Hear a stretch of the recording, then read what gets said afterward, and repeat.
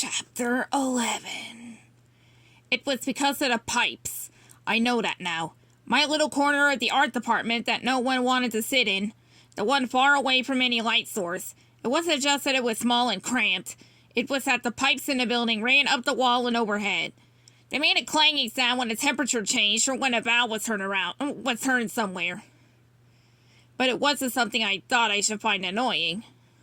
After all, our apartment was nothing but slow creaking noises, the constant adjusting of the building's foundation. I always kind of thought when I was little that the apartment was alive, that it was breathing and sighing, and the cold in the winter is sweating in the summer.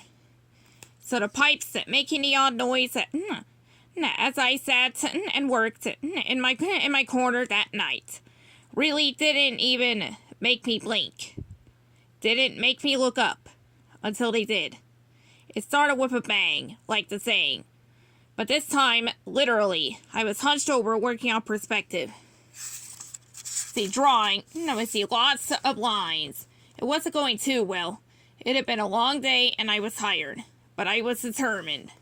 I stayed late after everyone else left, determined to get this right.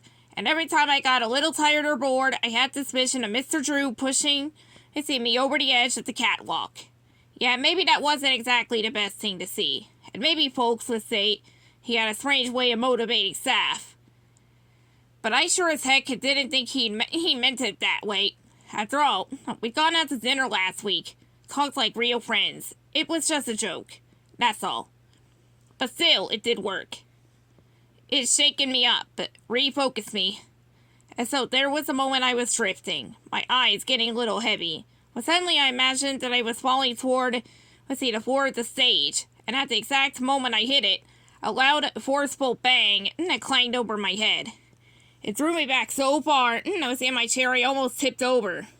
My heart was pounding, and as the shadows in the art department became clear again in my vision, I really couldn't tell if I'd imagined a sound or if it had been real, until it happened again. I stood up instinctively. This wasn't a furnace feeling, frustrated. This was something else. What it was, though, I had no idea.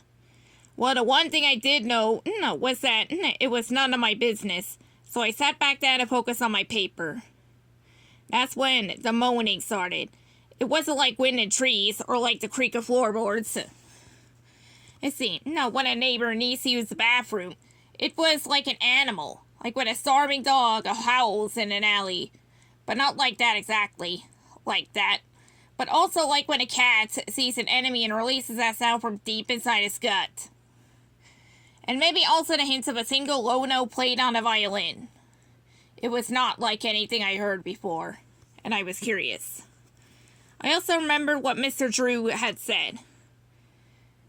That taking initiative was important. It was late. Dark outside in the summer late. Others had gone home, and Miss Lambert had to turn, the lights back on when she realized I was still here. I was doing it on purpose, of course, to show Mr. Drew and everyone, that I had drive. And with that in mind, if I was the only one left in the building, something strange was going on in Mr. Drew's studio. This studio that meant so much to him, and surely it was my duty to investigate. I sat for a quiet moment, listening. Then, there was that determined banging noise again, and I was up on my feet. I wasn't going to overthink this. I was just going to do it, even if it creased me out a little. I wasn't exactly sure where to start, but I figured the furnace room was as good a place as any, and I made my way over to the elevator. As I descended into the basement, I realized just how alone I was. Each floor was empty, a single light lit, deep shadows otherwise. Maybe this was too ambitious. Maybe I had stayed too late. Too late. The basement was pitch black, and I had to feel along the wall for the light switch. The knot on my stomach eased a bit when the hall lit up, looking very normal, and I felt more confident as I walked toward the furnace room. I had been there once before, to seek out Wally the janitor because one of the toilets was overflowing. Wally had set up, a makeshift kind of office down there. So that's where you found him if he wasn't making rounds. But it was after hours now, so of course when I tried the door handle, it was locked. I hadn't really thought this through. There was a loud bang again. I looked up, and only after did I realize that I'd gone too deep. It seemed the sound wasn't coming from the furnace after all, which was good news, seeing as I couldn't get access to it. Instead, it sounded like, it was just above me, one floor up. And almost to confirm that thought, there was another bang right over my head. Some dust floated toward me from the boards in the ceiling. A wail snaked its way down to me now, like the moan, but more distressed. It sounded far less like an issue with plumbing, and far more like an issue with something living. That made the hairs on my arms stand up. But it also spurred me, to action even more.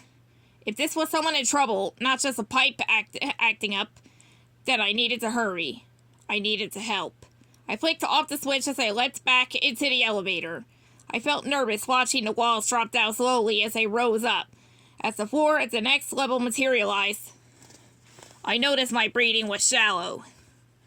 And when the elevator lurched to a stop, I was already wondering how sure I was of my plan.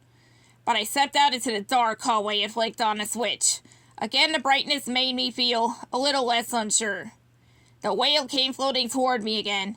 It sounded like it was coming from farther down the hall. Knowing that I was on the right track made my stomach flip. I couldn't be sure if it was fear or excitement. Probably fear. There was something about being on the music level that could not, ever make me feel anything other than uneasy. There was a loud thud. I waited. Then the moaning began again. Well, I was definitely on the right floor this time. Wasn't sure that was a good thing. As I followed the sound, I remembered my first time down here.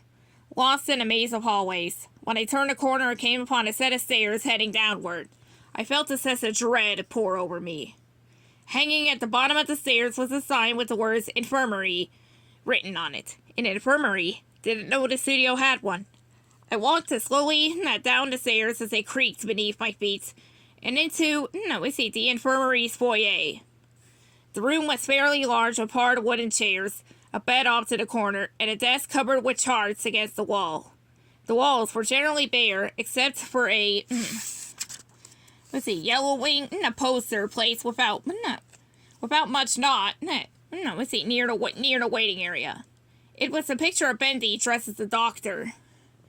Alice Angel in a nurse's uniform, and Boris the Wolf lying on a stretcher, with the title Bedpans and Bedlam written across it, in that typical Bendy cartoon font. Crash! This time louder, coming from the hall upstairs. That shook me back into focus. I didn't know what was more unnerving, the sound itself, or having no idea, what the sound could possibly be. I hoped it was just some wonky plumbing. I really hoped it wasn't trespassers. I wasn't much of a tough guy. Didn't think I could fend anyone off. Still, I followed the sound. I immediately switched on the lights for the wall and saw a set of doors running along each side. I waited and waited. But of course now, when I needed it, there was no sound of clanging. No wail. No nothing. I decided the only thing for it was to check out each room, if they were unlocked. Didn't trust that they would be, but the first door opened, revealing a small office with some desks and a chair. I checked 2 more rooms, each the same. Then there was a bigger office. This one had a couple of framed diplomas on the wall, and now I was wondering who it belonged to. I closed the door behind me. It made a loud sound, louder than I expected, and right away I heard it. The wail again, but this time it was more like a cry, as if whoever it was had heard me, was alerting me. It was toward the end of the hall, behind the door, with 2 long pieces of wood crossing over the top of it, making an X, like the door was being protected from a storm or something, except of course this door was on the inside of the building. Suddenly, something threw itself against the door. It shook. There was a large bang, and a shadow appeared, and it disappeared in the crack beneath the door. Definitely someone was being kept inside. Or was it something? I noticed I'd been holding my breath, and I let it all out now. gulping for air after I did. Something?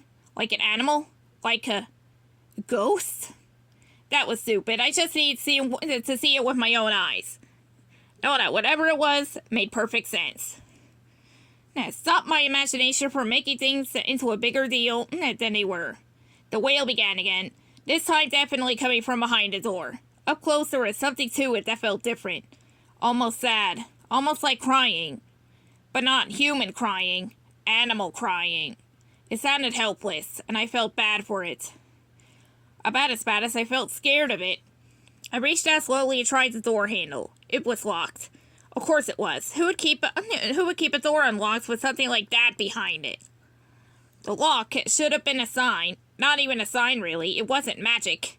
It wasn't a message from a higher power. It was a locked door.